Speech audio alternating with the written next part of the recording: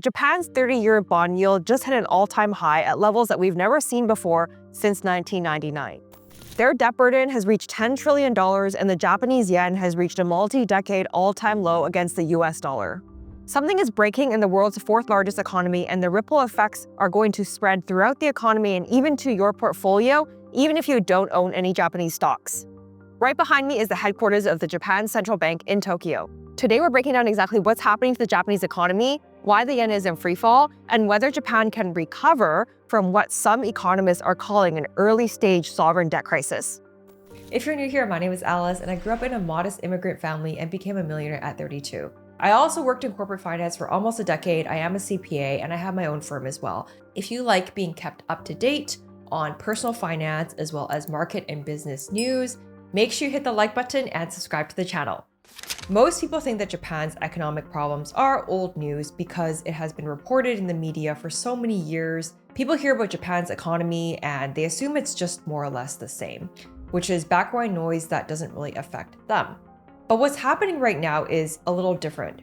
Japan currently holds over $1 trillion in US Treasury bonds, making them the largest foreign holder of American debt. And a shock to Japan's economy won't stay just within Japan. It will ripple through global markets, it will affect the US, and potentially trigger a chain reaction in the global debt bubble.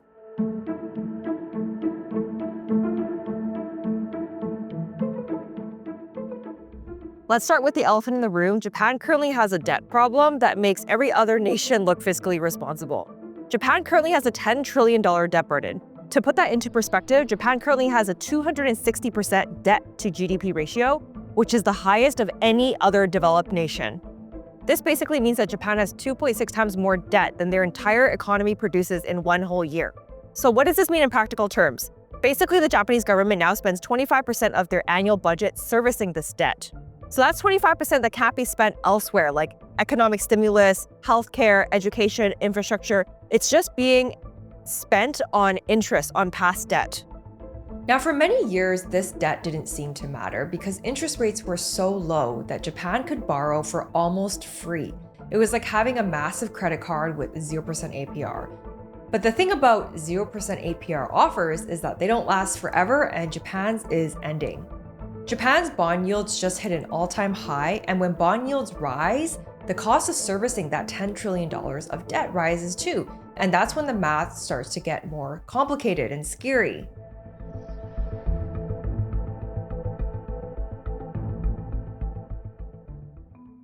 Now let's talk about what's happening with the Japanese yen, because this is where things get really interesting for anyone holding US dollars. The Japanese yen is trading very weak right now. It is at a multi-decade low, and it's been like this for a while. As of when I'm filming this today, it is currently trading at about 156 to 1 against the US dollar. And this isn't just a temporary short-term fluctuation, it's a direct result of Japan's monetary policy decisions. And here's why the yen is falling. While the US Federal Reserve has been raising interest rates to fight inflation, the Bank of Japan has kept rates incredibly low. And that's what creates what's called an interest rate differential. So if you're an investor, where would you rather park your money if we had two options? In US dollars that are currently earning between 3 to 4% interest in a high yield savings account, or in Japanese yen that's earning close to zero? Obviously you pick the former, right? Investor money flows to where it's treated best and where people can get the best returns. And in terms of foreign currency, right now, that's not Japan. So this weak yen creates a vicious cycle. Because as the yen falls, imported goods in Japan become more expensive. Japan actually imports a lot of its energy and quite a bit of its food. So a weak yen actually means higher prices for Japanese locals. So the Bank of Japan has a bit of a dilemma, and they're slightly trapped. Because if they raise rates to strengthen the yen, they actually risk crashing their economy and making their debt unaffordable. But if they continue to keep the rates as low as they are, the yen keeps falling, and there's no easy way out.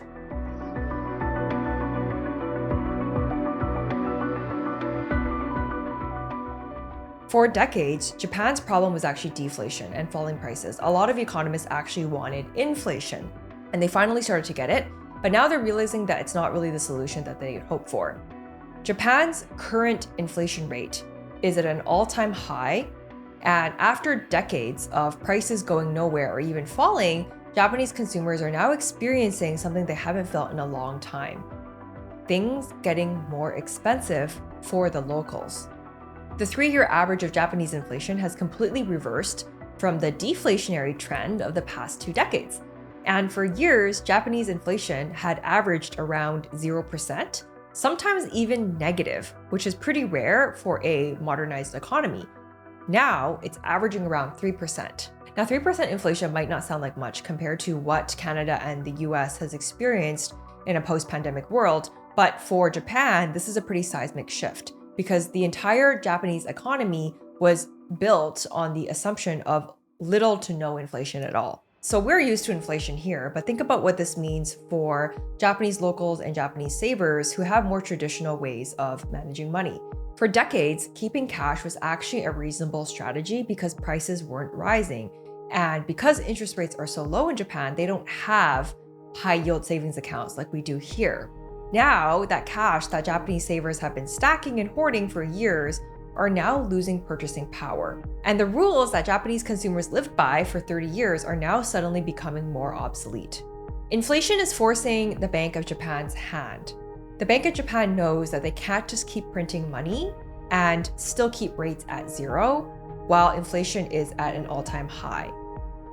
But at the same time, if they raise their rates, it also threatens their entire debt-fueled economic model.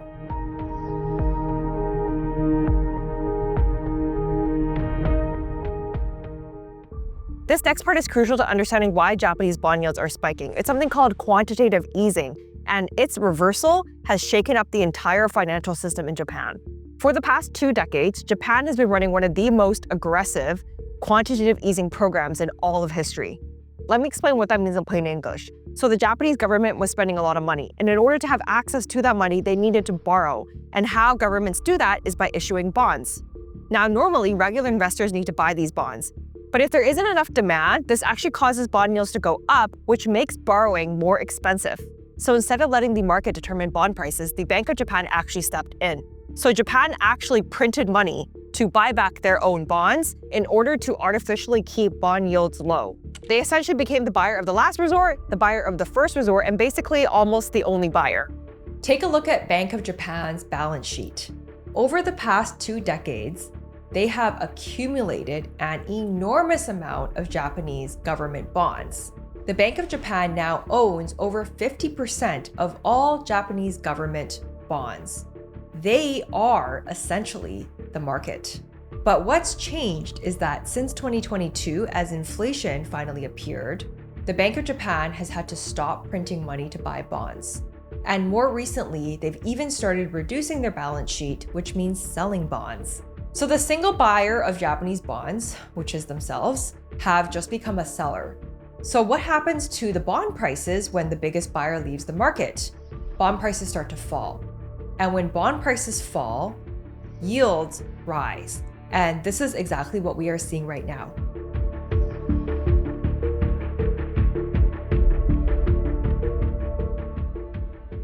Here's a factor that most Western analysts are overlooking, but it's having a real impact on Japan's economy right now.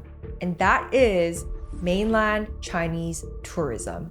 It's actually collapsed to an all-time low, and it's not because of COVID anymore, it's because of politics.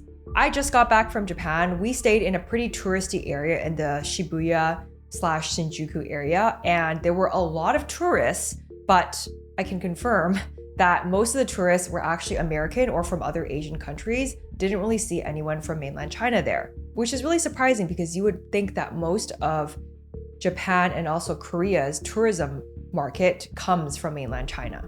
But there's a reason for this. This all started after Sanae Takaichi, a prominent Japanese politician, made comments about Taiwan that angered Beijing. Over the past week, those long-signaled instincts have crystallized into a direct clash with Beijing after a series of remarks in Japan's parliament about how Tokyo might respond if China uses force against Taiwan. And China's response was so fast. right? They essentially immediately discouraged and stopped their citizens from visiting Japan. And the facts actually show that Chinese tourists are indeed Japan's largest source of tourism revenue. They go to Japan for shopping, electronics, cosmetics, the food, the culture, the cleanliness. Also, it's very, very close in terms of geography. So that's why it makes for a very attractive destination for Chinese visitors. So if you were to walk through Ginza, which is the luxury district, or Ikihabara, which is the technology district, you'll notice the difference. You don't see tour buses. People's shopping bags aren't as full. When we booked our hotel, we noticed that a lot of them are actually pretty cheap right now and offering discounts. So this is real economic pain that doesn't immediately show up in GDP numbers, but affects people on a day-to-day basis, and it affects thousands of small businesses as well. Japan is caught in the middle of US-China tensions, and they're paying an economic price for it. And this tourism collapse is just one example of how geopolitics directly impacts Japan's economy.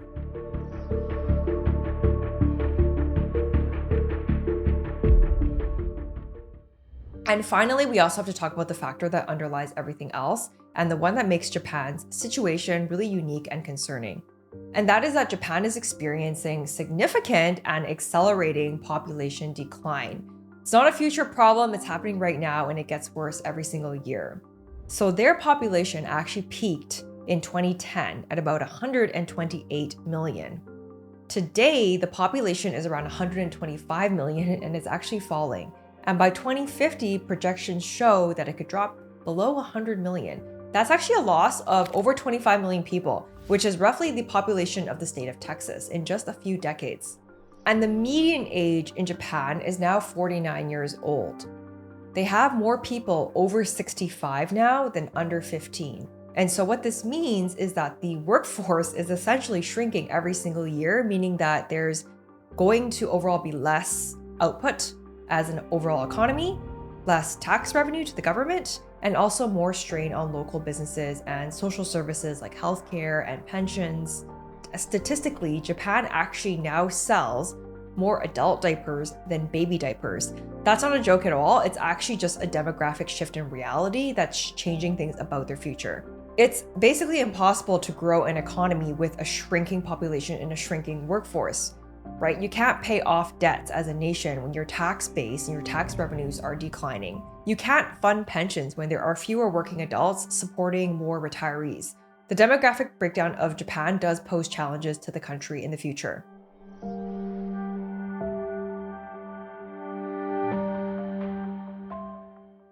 So with all of these challenges that we've talked about today, the question that everyone is asking is, will Japan actually recover, and is there a path forward?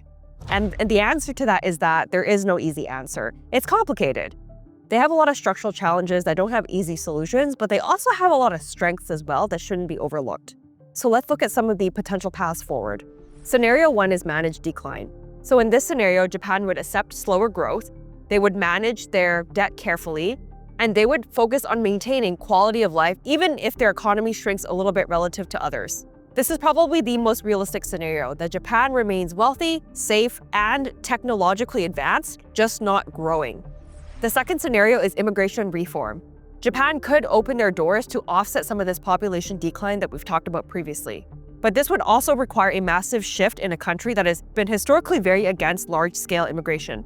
There are some small steps that have been taken, but nothing close to what would actually be needed to reverse demographic trends. The third scenario is technological revolution. Japan could choose to use robotics and AI to offset their shrinking workforce. They are already leaders in robotics, and if any country could be close to automating some of its workforce, it would be Japan, but this is still largely very theoretical.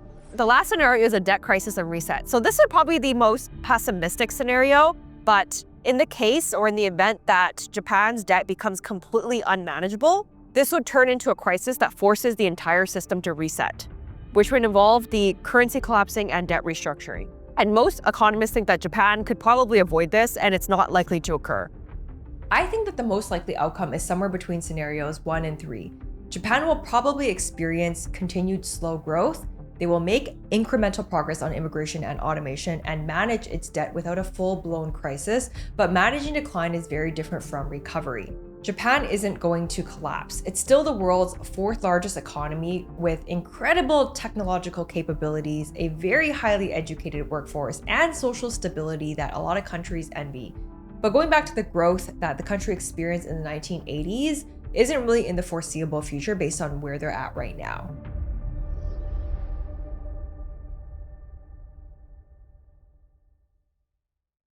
So why should you care of all of this if you're not Japanese? And how does Japan's situation overall affect your investment portfolio? Their economic situation has direct implications for both global markets and also your investments. And here's how. First of all, they hold over $1 trillion in US Treasury bonds, and they're the largest foreign holder of US debt.